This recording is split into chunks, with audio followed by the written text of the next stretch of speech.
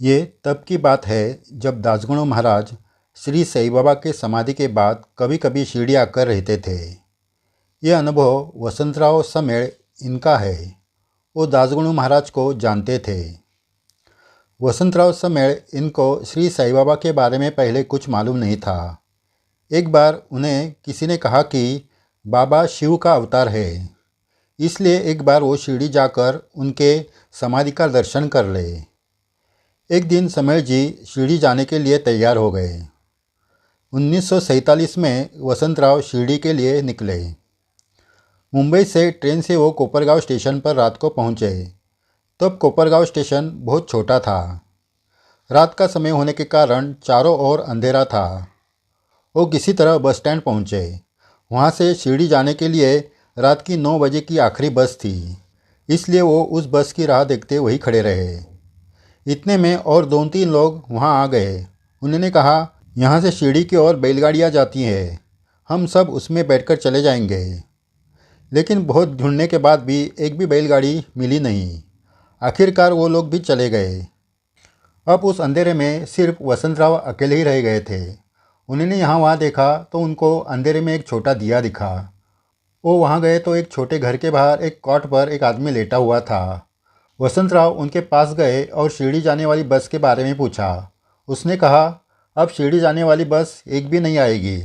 अब सुबह काकड़ आरती के पहले बस आएगी।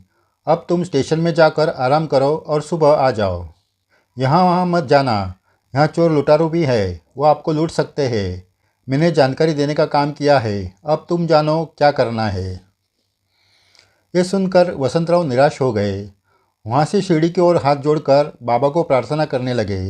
उन्होंने कहा, बाबा, मैं आपके दरबार में आ रहा था, लेकिन तेरे दरबार में आने से पहले मुझे चोर लूटे ऐसे तुम्हें लगता है क्या? मैं फिर से तुम्हारे शिरडी में नहीं आऊँगा। ऐसी प्रार्थना कर कर वसंतराव स्टेशन की ओर चलने लगे। इतने में उनके कानों पर बैलों के गले बंधी हुई घुंघरों की आवाज़ आने लगी। वसंतराव को विश्वास नहीं हुआ, क्योंकि चारों ओर अंधेरा था, कुछ दिख नहीं रहा था। धीरे धीरे घुंघरों की आवाज़ ज़ोरों से आने लगी। वसंतराव ने देखा कि उस अंधेरे में से एक नहीं, 2 नहीं, पूरी 12 बैलगाड़ी वहां आकर खड़ी है। वो हैरान हो गए। कुछ क्षणों के बाद एक बैलगाड़ी वसंतराव के यहाँ आकर रुकी। वो बैलगाड़ी चलाने वाले आदमी ने वसंतराव को पूछा, शिरडी जाने के लिए एक आना लगेगा, आपको कहाँ जाना है, शिरडी में क्या?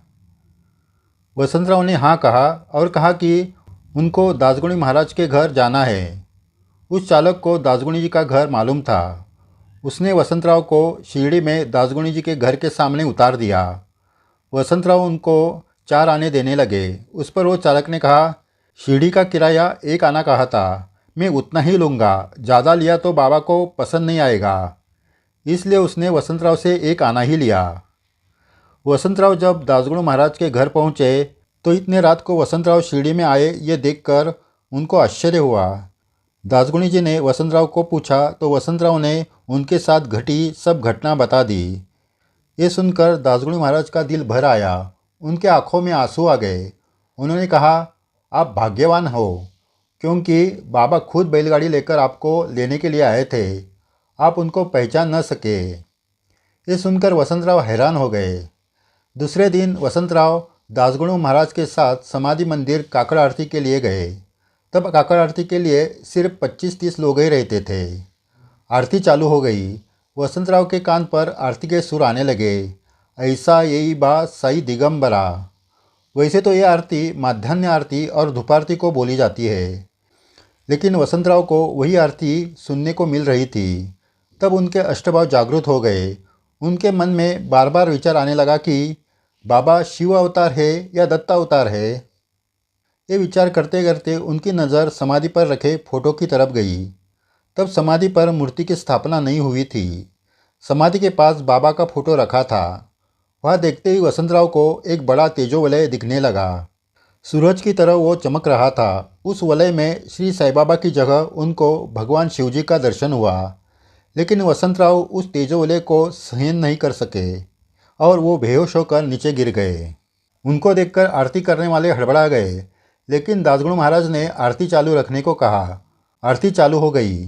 थोड़ी देर बाद वसंतराव होश में आए। तब उन्होंने दासगुणी जी को समाधि पर शिवजी का दर्शन कैसे हुआ ये बताया।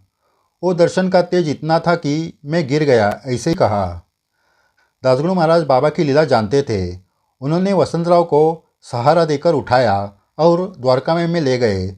वहाँ धुनी की उदी उनको लगाई और दोनों बाबा के सामने नतमस्तक हो गए। भक्तों, ये घटना 1947 की है। बाबा उस वक्त भी अनुभव देते थे और आज भी अनुभव दे रहे हैं। श्री साईं बाबा की लीला कभी रुकने वाली नहीं है। हम भक्त उनकी भक्ति, श्रद्धा और सबूरी रखकर करें, हमें भी ऐसे अनुभव जरूर आएंगे। जय साईं राम। साईं बाबा के अनुभव आज भी भक्तों को आ रहे हैं। आगे भी ऐसे अद्भुत अनुभव आपको सुनाए जाएंगे। अगर आपने ये चैनल सब्सक्राइब नहीं किया तो ज़रूर कीजिए। वीडियो शेयर करके अपने बाबा की लीला सुनाएं। ये सही सेवा है। जय साईं राम।